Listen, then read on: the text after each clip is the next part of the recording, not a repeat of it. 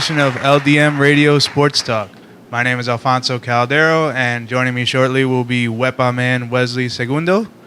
And we will jump right into it. So the most important stat of the entire past week has been zero. Again, zero positive COVID cases in the NHL, NBA, and MLS since they've gotten into their respective playoff season bubbles. And it's important because it has been able to progress the rest of the fantastic moments and the news that has gone on throughout the week in these sports. And there was an interesting development in NCAA college football where two of the powerhouse conferences in the Big Ten and the Pac-12, along with Mountain West and Mid-America, have announced that they are going to suspend their fall football seasons. They are also suspending other sports programs within the schools that make up the conferences, and they will see if they are going to fill out the rest of the season, suspend it into the spring, or just cancel it altogether. There's a lot of different moving pieces as far as what they're going to do in retro, and what other teams are going to do. What other conferences, the Big 12, the ACC, and the CES are contemplating doing the same thing, but it looks like they're going to try to proceed with the season. Unfortunately, like everything else in this day and time, in these turbulent times, the COVID situation is going to dictate what everybody's going to do. Let's see if they're going to proceed with it or if they're going to hold up and fall in line with the Big Ten and the Pac-12 as far as not proceeding further. There'll be further details on this as we move along, and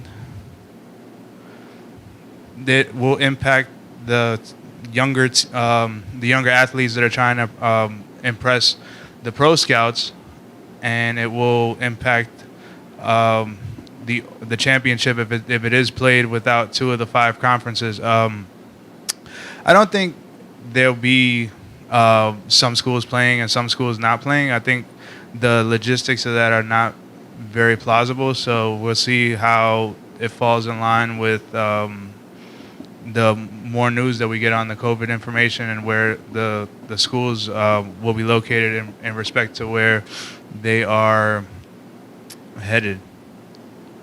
All right, so we're going to go into the NBA now. The NBA playoffs officially start next week. As far as local news, the Brooklyn Nets have clinched the 7th seed, and they will be playing the defending champion Toronto Raptors in the first round of next week's playoffs. The Eastern Conference is set with the top 8 teams clinching. The rest of the regular season is just going to be for playoff positioning. And the Western Conference has 4 teams fighting for the single eighth playoff seed. They are separated from only a half game. Portland has a half game lead over Memphis, Phoenix, and San Antonio, but San Antonio has 2 games in hand and over Memphis and the Suns, and they have 3 games over Portland. So I got a question though. Do you think Portland is going to keep it, continue with it, or? Portland seems to be the hottest of the 3 teams, of the 4 teams. They had an explosion last night with 40 points in the fourth quarter. So I'd say if they do, I think they're the most prime of these 4 teams that if they do make it, to make the most noise as an underdog and try to mess up the rest of the Western Conference playoffs. Okay. And, all right, so we'll head to the NFL. The NFL, we are exactly 1 month away from the scheduled start of the season. The only real NFL news as far as plans for the future is they started tryouts. They started opening up tryouts and reaching out to potential players to come in and try out and try to make the team, which is a good sign as far as progressing further with the season. There hasn't been many details coming out as the NFL is waiting until basically the last possible second to try to decide whether they're going to play through the season or delay it more. They've already taken away the preseason games, so it's all about what is going to happen in this next month and what the COVID-19 pandemic will dictate. It's a very sticky situation, as we talked a lot last week about the many players that are intertwined with the pretty much just having 11 guys like colliding with each other from each side, 22 total.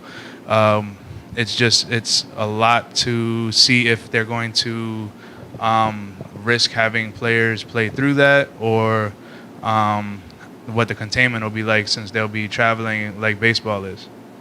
Yeah, I can see the traveling being an issue, but I can't see the playing being an issue. Don't they have the shields on their helmets?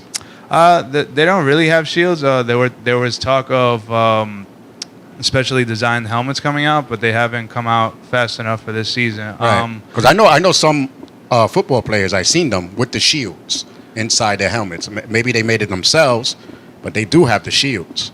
It's possible. I think it's just as with the touching and grabbing, and a lot of players even in the winter times don't even wear gloves or long sleeves and things like that. I mean, there's just a lot of physicality. There's a lot of spit. There's a lot of bodily fluids going through each other. So it's very hard to predict if they're going to be able to follow through with that. And then, like with player safety being totally covered. So with all the contact, football makes it the most difficult to predict. But at the same time, they've had the most time to prepare. So I'm sure they have thousands of people trying to figure out what they're going to do and what's the best courses of action to take moving forward. Yeah, they're going to need to, because football is one of the highest ranking sports.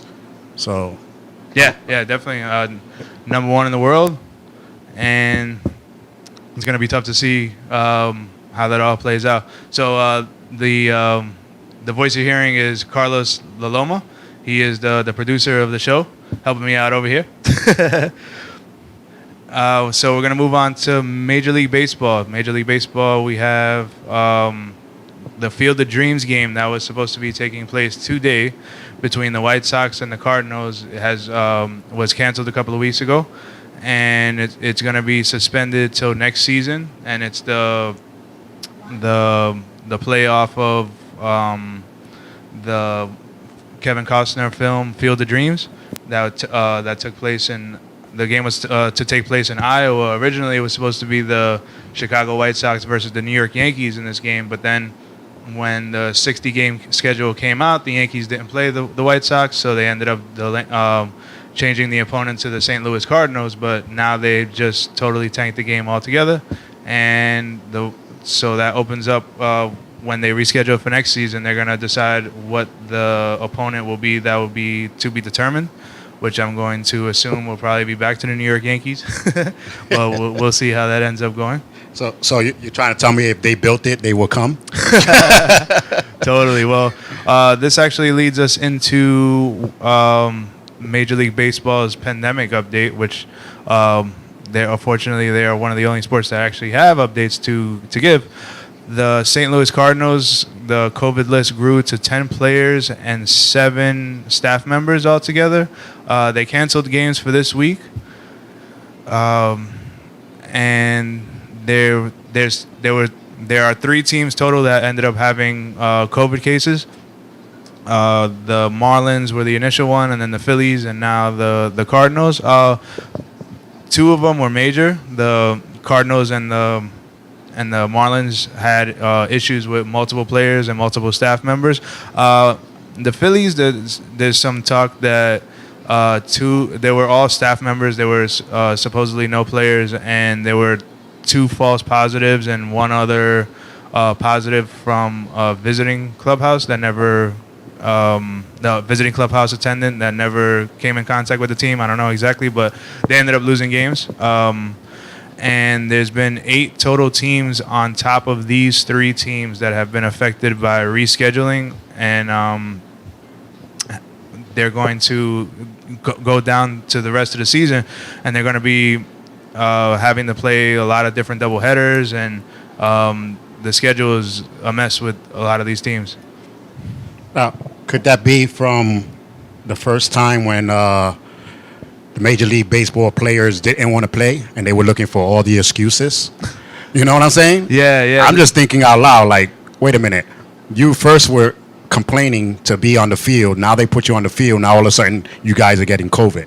Yeah, I think at this point, I don't think, since we're already entrenched in it, I don't think that a lot of the players would want to come in contact with this just to throw a wrench in the whole plans. But unfortunately, what it hurts the most is it hurts the teams that are affected by it, that have to sit idle and are not able to play, as well as the top teams in the league that are contending and trying to make the most of these 60 games and are in the best position to. And it might get ripped from them depending on how the rest of the COVID cases progress. So if Major League Baseball doesn't come back, so does that make last year's champion 2-year champion in a row? Because nobody beat them. You know? But they need to, just like football, I think baseball is like the second top sports where people, merchandise is sold, tickets are sold. So they need to figure something out. I don't know if they had any plans for something like this, but hopefully they come back. I think, well, as I've mentioned before in past shows, it's an unprecedented situation where you have a lot of different juggling balls and a lot of different second guessing when things don't work. The NHL, NBA, MLS side has been able to prove that the containment works, and baseball try to go the different route and saying that we're going to travel, intertwining between all the 30 teams to get these games played, and that has proven not to work. So unfortunately, it's a situation where they're just going to have to keep adjusting on the fly and hopefully be able to complete the season to see this season to its completion. So the Toronto Blue Jays, I don't think we reported this the last couple weeks. They've ended up finding a home, and they're playing in the AAA affiliate in Buffalo. So right now we have 3 New York teams. We are back to the old days where we have 3 New York teams playing in the state of New York. And the Toronto Blue Jays, if you remember from the past, Canada did not allow Major League Baseball and their teams to be shuttling back and forth out of Canada from America. And then the Blue Jays ended up scrambling with only a couple weeks left to go until the season started. They tried to get their home game split in with the Pittsburgh Pirates in Pittsburgh, and the state of Pennsylvania said, we don't want you there either. So the scramble finally ended with them getting into the AAA affiliate in Buffalo. So that means they will have to change the logo and everything, or are they going to stay Toronto Blue Jays? Yeah, it's just... I don't think that's fair. Yeah, I think that they're basically just doing it to get through the... Yeah, but once you got rid of them, that's it. I think they should, if they're going to be in New York, they stay in New York. You're not going back, you know what I'm saying? Yeah, well, a lot of... I would feel offended myself, like, hey, at my time of need, you just threw me out. You know what I'm saying? Now all of a sudden I'm good. You want to come take me back?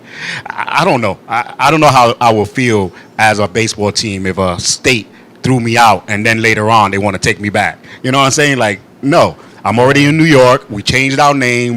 Because Brooklyn changed their name when they left, Yeah. So why do they get to keep their name if they come into New York? Yeah, well, this is a temporary situation. So we're just housing them, basically? Yep. Oh, okay. It's just I Major thought League they were Baseball. moving in, you know? Nah, Major League Baseball just taking care of the situation to get through these 60 games for that particular team. Okay. Just for people to know, we're not, they're not staying here. Yeah. They just housing them for now. Well, Yeah. it is nice to have three New York teams again, like the way it was back in the old days. Yeah, that's true. Even though a lot of people don't count Buffalo as being a part of New York, but it very much is. Yeah. They'd be like, "What? Who's that?" They thought, a lot of people think Buffalo is like another state. You Yeah. know what I'm saying? Like, Yeah. no, that's another state. No, that's New York. No, it's not.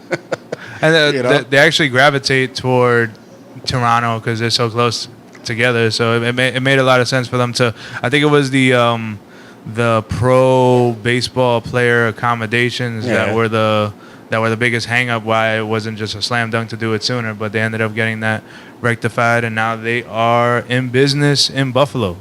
Yeah, it was only like a bus ride, a cab maybe from Buffalo to Canada, So I don't think the major concern of them have to uproot their family and stuff like that. I don't think that's a major concern for them if they're gonna go back. So I don't know. I guess we're gonna have to see how that plays, because if they do so well here, they might not want to go back.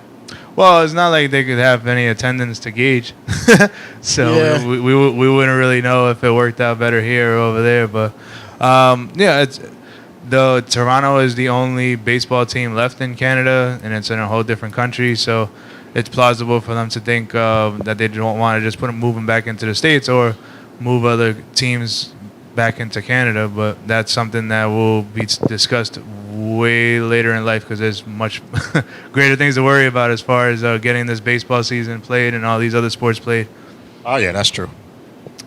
So the NHL, the round of 16 has gone underway. The qualifying series has come and gone. So we're at 16 teams now left to decide the champion. There's best of 7 series all the way. And once the conference finals start, which is the Final Four, to simplify, they will be moving all of the hockey exclusively to Edmonton, Alberta, Canada. Right now, the Eastern Conference is in Toronto, and the Western Conference is in Edmonton. And one of the interesting developments of this week is the overtime games. There was one game where Columbus played. There was one game where Columbus played the Tampa Bay Lightning in the first game of their series, and the game started at 3:00 Eastern time, and it did not end until 9:30 p.m.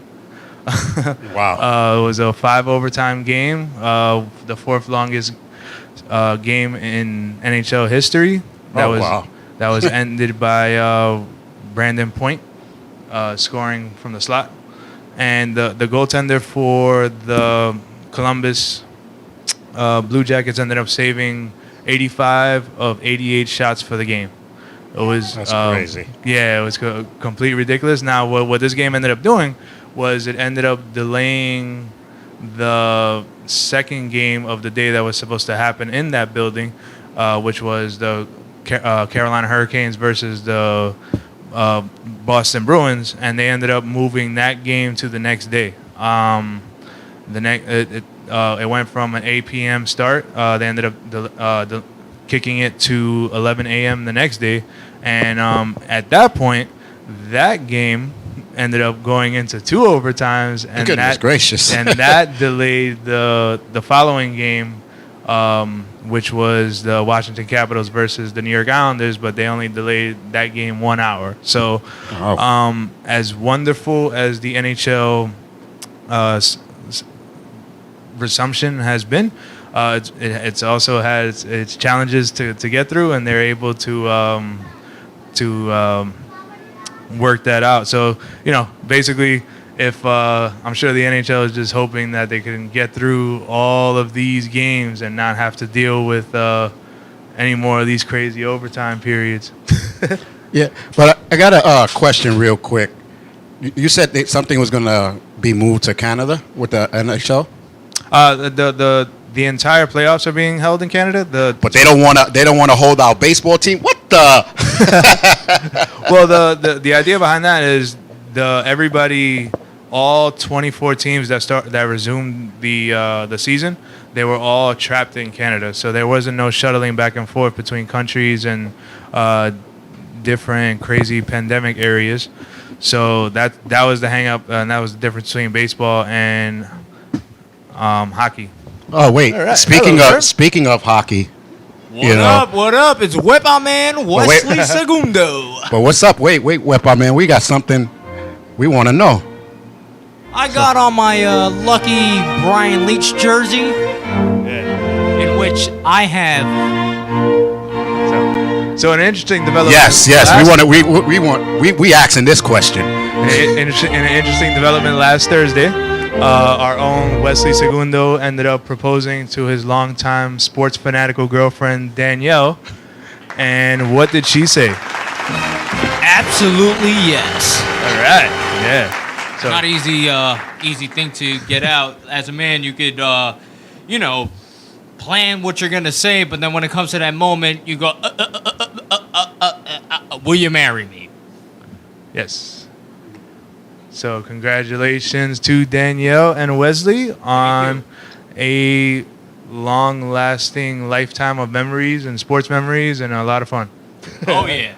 Now back to what I'm saying. All right, so Got on my lucky Brian Leach jersey, in which I've wore this to most Ranger games that I've gone to this year before the whole pandemic happened, and only lost maybe one game wearing this. all right, so that brings us to our next bit of news, which is the New York Rangers. Oh, we're looking at the New York Rangers won the first overall pick selection in the 2020 NHL draft. Did Yolanda Vega do the drawing or no?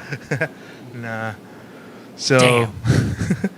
so the Rangers were one of 8 teams that lost in the qualifying round, and each team had a 12.5% chance of winning the first overall pick. And when the lottery balls were bouncing around, and there was some controversy with what exactly happened in that sequence, but at the end of the day, the last ball said There New was York no Rangers on it. controversy. There was no controversy. Yeah. All the balls were dropped the same. Aren't they always? No. Pause. But yeah, they were dropped the same. No balls were teabagged in the process. And the Rangers' ball got sucked up, no pun intended, and they were chosen to be number 1. Yeah. It's the first number 1 draft selection for the New York Rangers in 65 years. Actually, 55. 55. Okay, Yeah. that's 1960.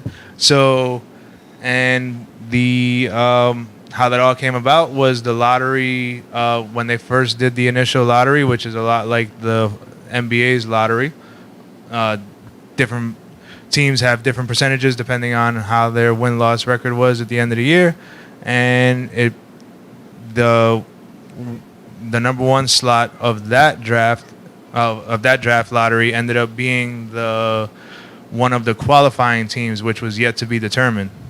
Quick question: do you even know how the lottery idea even began? Well, it's to prevent tanking. I know that has to be one of the things, but what do you have to add to that? Well, go back to the Mario Lemieux race back in 1980. What, 6, 7? Back in the 1980s, the Devils and the Pittsburgh Penguins were purposely losing just to get Mario Lemieux. And there's a lot of people, to make this short, there was a lot of people, especially in the Pittsburgh Penguins organization at that time, were told that they were hired to purposely lose. There's a documentary on it. So long story short, we got the draft lottery, the Penguins won it. Next thing you know, and on 20-something years later, they win it again with Sidney Crosby, but not this time. So the one thing I'll add to this is I was very avid against the way this process happened. As a sports fan, as a New York Ranger fan, I am super, super happy that it ended up working out that way because one team was going to get it. It might as well be us. Happy as hell. But as a from an analytical standpoint, I still don't think that the NHL. I don't think the NHL took care of the 7 non-playoff teams that had no chance of getting a Stanley Cup this year. The same way that they protected the bubble teams that were trying to enter the top 16 to get into the playoffs, which led them to expand the entire bracket to 24 teams. I think at the end of the day, and if this ever happens in the future, which hopefully it never does, I think they should just keep the top 7 choices to the bottom 7 teams because realistically, these bottom teams weren't even able to fully tank, even if they wanted to. You're talking about playoff seeding, right? I am talking about the lottery. The way the lottery. The way the lottery went at the end. So you are right, but you know what? Stuff happens. Things happen. So what can we do? I'm not complaining because it was about time that we get that number 1 overall pick. I'd say the Rangers are definitely long overdue. This will be the second consecutive season that they have a pick in the top 2 since they picked Capo Caco last year at the 2 slot. So the rebuilding process for the New York Rangers has just accelerated tenfold. Yeah, and they were actually screwed in 2005 with the draft lottery. How's that? Well, why were the Pittsburgh Penguins getting saved all this freaking time? Like, come on. Yeah. Then they get Crosby. The year before that, they get Malkin. Yeah. Like, come on. And they still had Lemieux. Lemieux was not out of his... I mean, he was out of his prime, but he was still playing well. But, case closed. Anyone complaining? Shut up. There was a lot of negativity that came out from there, but I think at the end of the day, anybody who would have gotten that selection would have faced a lot of scrutiny. Like, if the Edmonton Oilers would have gotten yet another number 1 draft choice, if the Pittsburgh Penguins, who you've mentioned, if they would have gotten... How many times are those teams going to get saved? Yeah. Like, come on. Yeah. So at the end of the day, the New York Rangers hold the first number 1 pick. And yeah, it's awesome. baby. It's awesome for us and the Rangers faithful, the long-suffering Rangers faithful. And if you don't know how to pronounce the consensus number 1 pick's name, it's pronounced Alexis Lafreniere or Lafreniere, however you want to say it. But it's either Lafreniere or Lafreniere.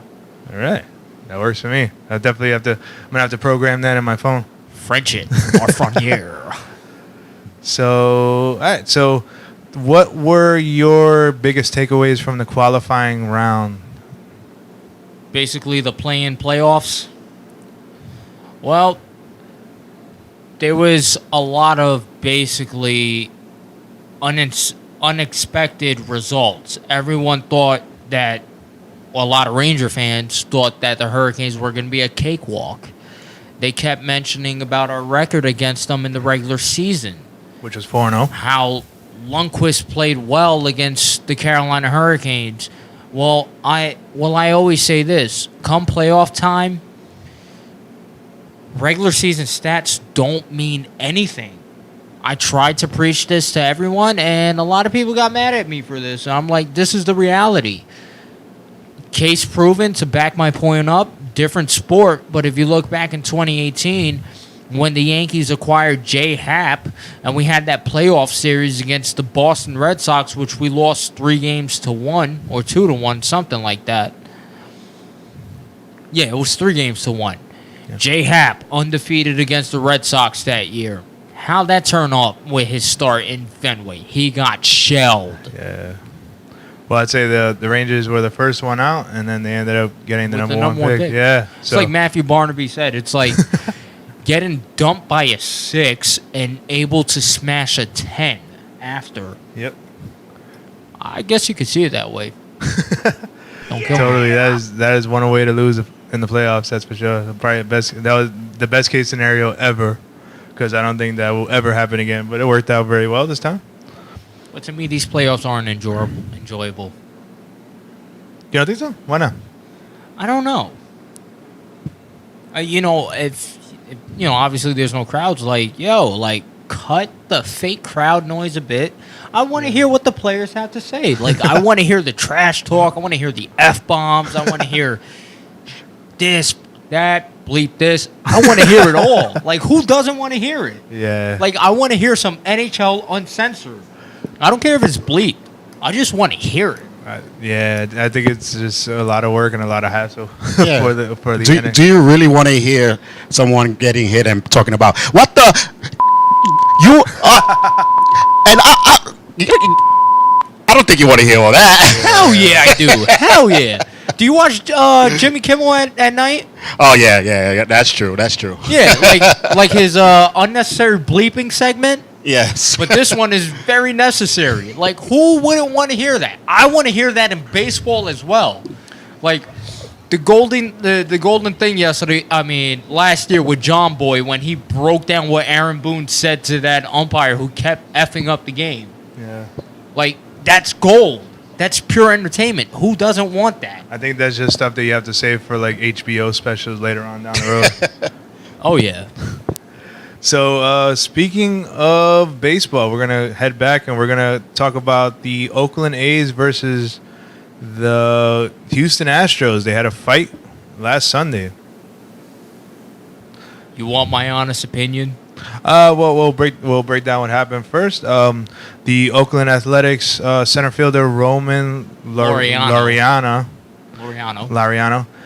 was hit by a pitch for the second time in the game and third time in the series, and he, after a choice of words, slinging back and forth with the pitcher and within the A's dugout.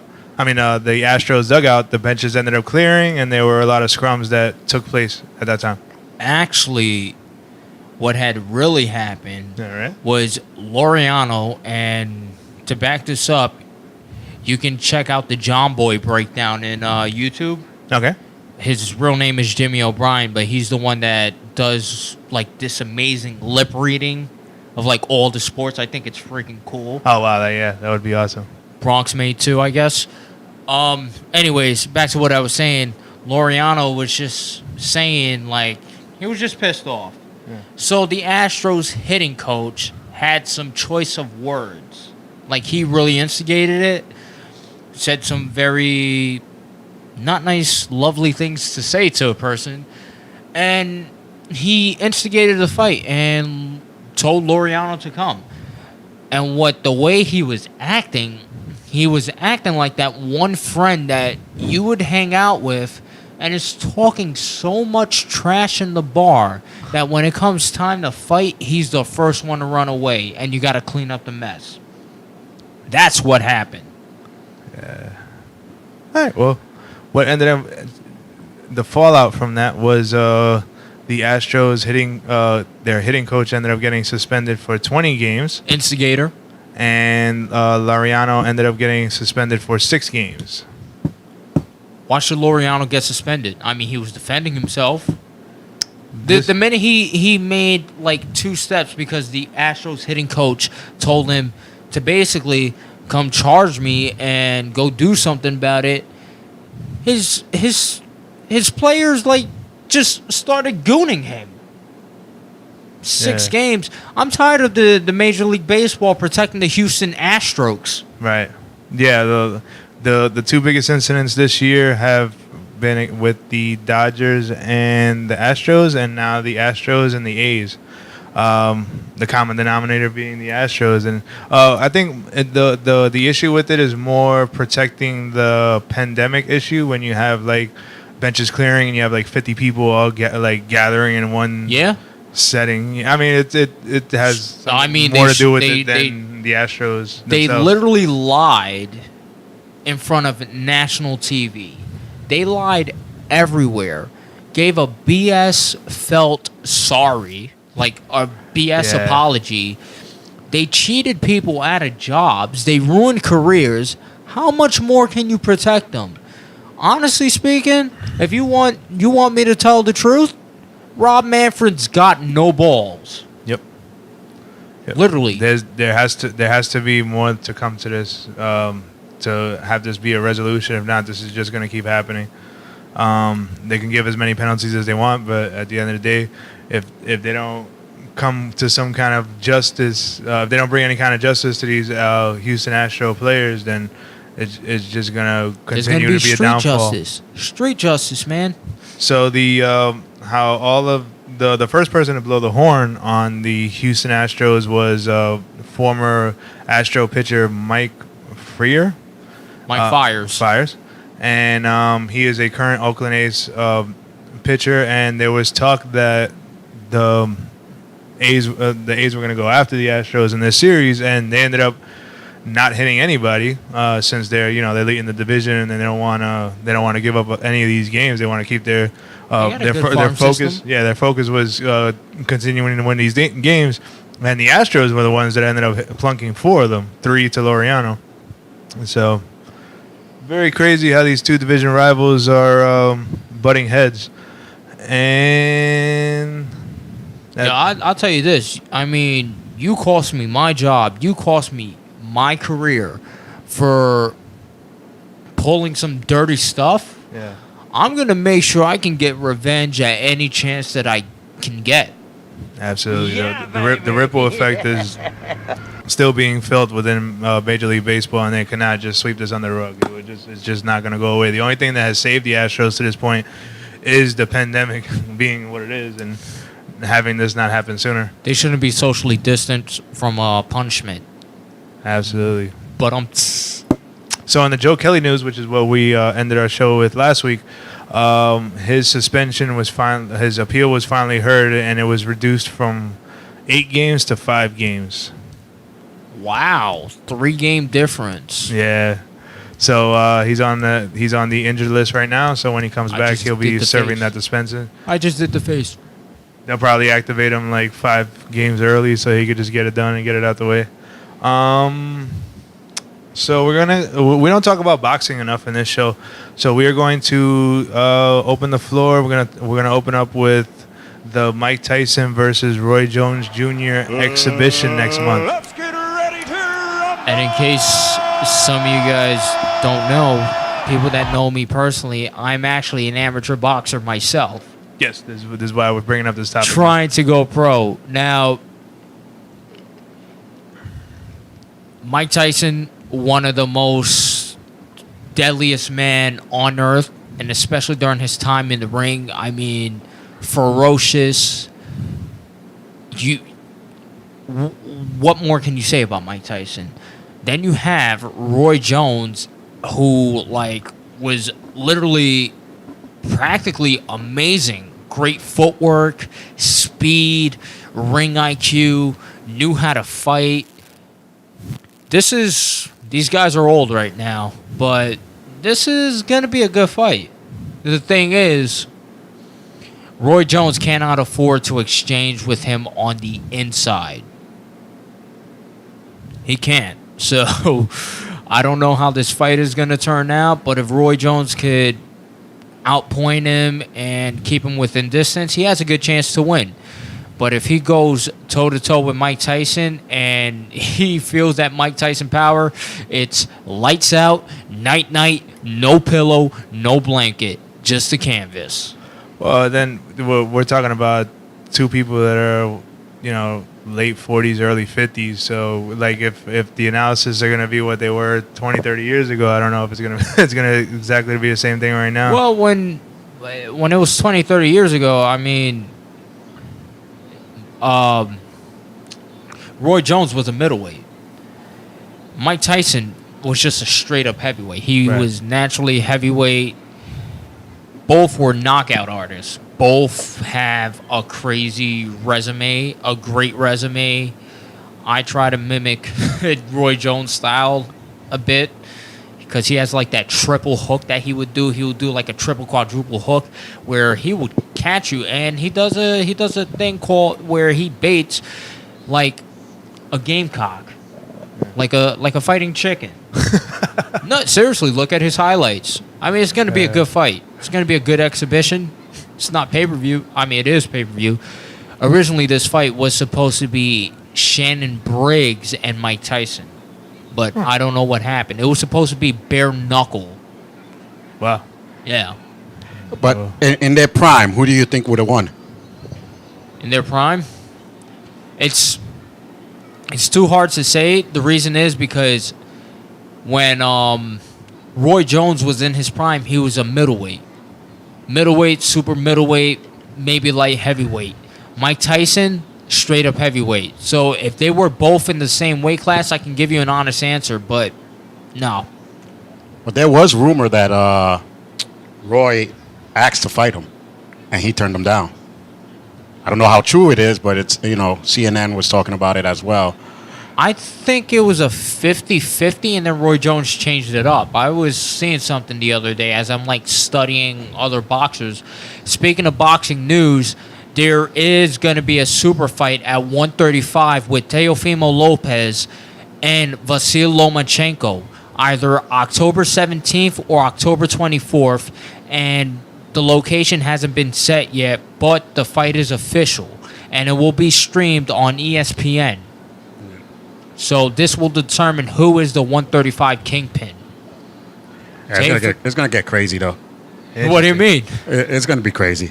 But even with the Mike Tyson thing, a lot of people got to keep remembering. You said one key word. It's gonna be a good exhibition fight. The key word is exhibition. This is why Mike Tyson is a little pissed off, because Mike Tyson was going online saying he's going to knock him out. I'm going to beat him like he never been beat before. And the guy was like, does he know this is an exhibition? They're not going to go hard. That's the whole problem. Like, people are making it look like this is for a belt or something. They're not really going to go hard. Well, no, whoever loses still wins for their charity or who they're fighting for. Yeah. And So- it doesn't affect any of their records. Right. It's a good thing that's happening. And I think that's the reason why he didn't want to fight the other guy, because the other guy said he wants to knock Mike Tyson out. Oh, yeah. Shannon Briggs. Shannon said, I'm going to knock him out because he's been avoiding me for all these years. So just get your walkers ready, you know what I'm saying, and Life Alert. ARPS, Life Alert, whatever, because these guys, no, but Mike Tyson still, he has. Oh, yeah. He's still in shape. He's still in great shape. That guy's a beast. all right, so we are going to switch gears back to the New York Rangers. There's talk of longtime New York Ranger goaltender and future Hall of Famer Henrik Lundqvist possibly having already played his last game earlier this month for the New York Rangers. What is your opinion on his career as a whole? Well, to begin with, he did save our franchise. Starting off when it was post-lockout 2005, 2006, his rookie year. He had an outstanding, amazing rookie year, brings gold medal to his home country, Sweden, in the Torino Olympics. Which is why he's mentioned as the king for a lot of people at home that don't. For people that don't know why he's called the king, it came off the Swedish newspapers. You got to remember, on the Swedish jersey, you have the Tre Kronor, which is 3 crowns. That's their symbol. But their flag is blue with a gold cross on it, like the English flag, which is white with the red cross, and Finland with white with the light blue cross. So he brings gold medal. Sweden calls him the king. He's not the king over here. In Sweden, he is. Kings have rings. Didn't get a Stanley Cup. It's not necessarily his fault, but it is what it is. He had a great career, no doubt. He's a Hall of Famer, no doubt. I'm a fan of his, but the last few years, I was just not a fan of his play. You can say what you want, that, it's the defense. No, there is some play on his end that is horrible. And there's a lot of fans that don't want to admit it. Every player can't avoid father time. Father time is undefeated. And what speeds that up, too, is injuries as well. You got to understand, once you get a certain injury, you're going to be an old man quick. Perfect example, Don Mattingly. One of the greatest first basemen of all time. I still think he's a Hall of Famer. I never got to see him play. I remember him as a Yankees hitting coach. But seeing his highlights, come on. The man was a Gold Glover, Silver Slugger. Like, what more can you get? One of my favorites. He had a great career, but unfortunately his back gave out. Yeah. So while we're on the topic of Don Mattingly and Henrik Lundqvist, which they actually are parallel in this one situation, so how do you define great careers in relationship to the championships won? Like, do you think that some of the careers are not as great if they don't have championships tied to them, or can they individually still be great careers without the championships?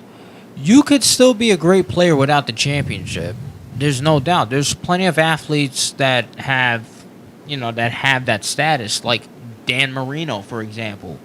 Great quarterback, just never won a Super Bowl. I think one of the when sports debating with other people, when they compare who's greater than who in these situations, either the first or second thing that always pops out is the amount of championships that they won, and I think that's one of it's one of the weaker points of the argument, because yes, it is important, and it is important to take your team to get to that championship pinnacle, but at the same time, championships are a team accomplishment. Championships aren't won by one individual player, and I think that too many times when people are trying to make comparisons with different players, they just automatically go to the championships instead of everything else that has been accomplishment, and taking everything else into consideration. You made a great valid point. I mean, you made so many valid points that it just becomes a great valid point. And understand this, that in hockey, to win a Stanley Cup, you do need a team. But also, too, like, Henrik Lundqvist, like I said, great goalie, great guy, great image to the New York Rangers. But there's some things that he just couldn't do. Right. And honestly speaking, there's a salary cap, like, in this sport. So for him to take such a massive contract at the time, there was no way that he could be, with that contract, that you can get superstar players, because you need to build around too. This isn't baseball where you can have like $100 million contract and get other key pieces to it for the same price. Unfortunately. But at the end of the day, there's 1 year left on his contract, so this is all speculation at this point. There's talk of a buyout happening. There's hopefully a trade that comes through. We don't know anything yet. I'm personally not a fan of the buyouts because it just leads to dead money. And basically like a stick to the behind. Absolutely. Just dead money for no reason. So we'll just go off of a topic I've been thinking about. So we only have like 5 minutes left in the show. So are you rooting for any ex-Rangers in these playoffs? Like right now you have JT Miller playing for the Vancouver Canucks. You have Kevin Hayes playing for the Philadelphia Flyers. You know my sentiments on Kevin Hayes. Tell everybody. I never liked him. Thought he was a waste. So I love Kevin Hayes. I think that he definitely priced himself out of New York, but he's not worth that money. Yeah, well, right now he's got the Flyers in the number one seed in the East, and they've been absolutely dominant in the games that they've been playing. Listen, I wish him well, but I'm not rooting for anybody. Brady Shea in Carolina. Like, he was great to start, and all of a sudden he gets physical now. Yeah. Like, the last few years that he's been with us, he's been a friggin' pylon. Well, the fact that we got a number one selection for him actually worked out pretty good. Yeah. Which right now the New York Rangers would need the Hurricanes to lose at some point before the conference finals, so that they'd be able to get a pick in the mid-teens. Actually, another first-round pick. Yep. The second one. Somewhere between like 9th and 11, I think. Nah, everything's decided up to 16 at this point. So, Carolina, if they lose sometime before the conference finals, then their regular seeding would be, which would be in the late teens. The Rangers would get that first round pick. I know I'm wearing a Boston Sucks shirt. Yeah. Well, that's for the Red Sox. I hate them. But I'm going to say let's go Bruins because they beat Carolina. That favors us. Yep, absolutely. A lot of New York Ranger fans hate the Boston Bruins, but at the end of the day, it'd be nice if they got to cheer for them this week. I necessarily don't hate the Boston Bruins. Yeah, me either. I don't. I think there's a long list of teams to hate for the Rangers. I think maybe a lot of the older time people. Yeah, these Life Alert fans. Yeah, those are the ones that take the most offense to the Bruins. But I mean, for the younger generation, like aside from 2013, there hasn't been really anything between these teams to really hate each other. So I just hate the Boston Red Sox. That's about it. Maybe the Celtics. Yeah, I do hate the Celtics. Yeah. Being a Knicks fan. All right, so let's see how much time we got here. We got 2 minutes. Let's get a quick one in here. All right, so what is the craziest thing you've ever done for sports? The craziest thing I ever done for sports. Yep. I don't know. Dress up in a gorilla suit and a unicorn head and gone to a game. I guess anything to pump the crowd. I'd say that's pretty crazy. Any other huge sacrifice things that you ended up having to do for sports or anything like that? Well, let me see. I actually, back in 2014 during our cup run, hope my fiance doesn't kill me for saying this, but Okay. I dumped some chick because she was bugging me while I'm watching the Stanley Cup Finals. Like I wasn't going out with her, but I just straight up dumped her. Yeah, well, I guess that's the craziest thing. that is pretty crazy. Well, But- you got a sports fan now, so that Oh, yeah. so that's and good. look right now, I landed with gold, so maybe I won't get killed. There you go. In a past show, when I asked this question, I actually said I sold my TV to go to the Yankees Islanders game in Yankee Stadium, which was correction. It was the Rangers versus the Islanders in Yankee Stadium. Oh, the Stadium Series back in Yep. 2014? Yep, I sold my TV, stayed without a TV for 9 months, and it was one of the greatest decisions I've ever made. I guess you didn't know about streaming back then. Yeah, totally. So, all right, so that wraps up the show for this week. My name is Alfonso Caldero, and joined by Whipper man himself, Wesley Segundo. Join us again next week. Thank you very much. LDM Radio Sports Talk. And we're out. She's so fake. She's such a slut. You can see the layers on her